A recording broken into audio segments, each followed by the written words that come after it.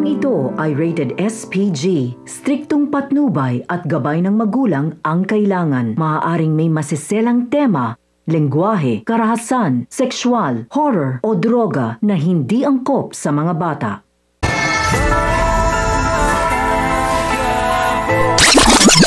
Sa kabila ng panibagong gulo na kinasasangkutan ni Tanggol ay nagpasalamat pa rin si Mokang dahil sa ginawa nitong pagligtas sa kanya. Dahil kung hindi umano, siguradong wasak na ang kanyang puri. Maya-maya pa ay magkakayayaan ang tropa na mag-inuman. Aalukin nila si Mokang at dahil hindi nga pumasok si Mokang ay pumayag na rin siya. At habang tumatagal ay mas lalong lumalalim na ang kanilang pag-uusap ni Tanggol. Sinabi ni Enteng na talagang mahirap ang sitwasyon nila. Ngunit ayon kay Thanos na ang tanging magiging panglaban lang nila ay abilidad at tapang. Dahil nga sa kanilang lugar, pag mahina ka ay lalamunin ka ng sistema.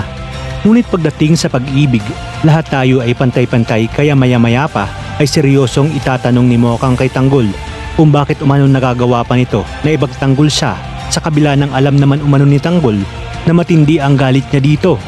Ayon pa kay Mokang, bakit hindi na lang siya maghanap ng maayos na trabaho at nagagawa pa nilang magnakaw at gumawa ng katarantaduhan. Kaya naman sinabi ni Tanggol na hindi niya gustong mahirap. Kaya nga lang wala na siyang oportunidad na mamili kung anong magiging kinabukasan niya. Ngunit ang pagmamahal niya umano kay Mokang ay siya mismo ang namili. Kaya naman dito niya tinanong kay Mokang kung pahihintulutan na ba siya nito kung sakaling manligaw siya ng seryoso. Mapapansin naman sa mukha ni Mokang ang kilig at tila ba may nararamdaman na din siya kay Tanggol.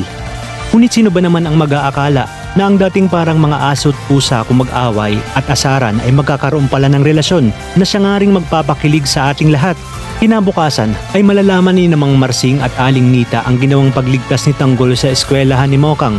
Kung kaya't dito magpapasalamat at mababago ang tingin nila kay Tanggol at magsisisi dahil sa mga maling paratang at pangusga nila, lalo na sa dibo ni Mokang na sinasabi nilang si Tanggol ang nagsimula ng gulo.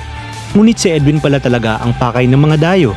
Ngunit papabor kaya ang mga magulang ni Mokang sa oras na sabihin ni Mokang na naniligaw na sa kanya si Tanggol?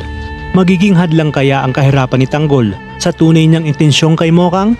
O ang tadhana na mismo ang gagawa ng paraan para magkatuluyan ang dalawa? Kaya naman mga kapamilya, kapit lang dahil marami pa tayong dapat abangan. Dito lang sa bagong paborito ng sambayanan, ang FPJs, Batang Quiapo.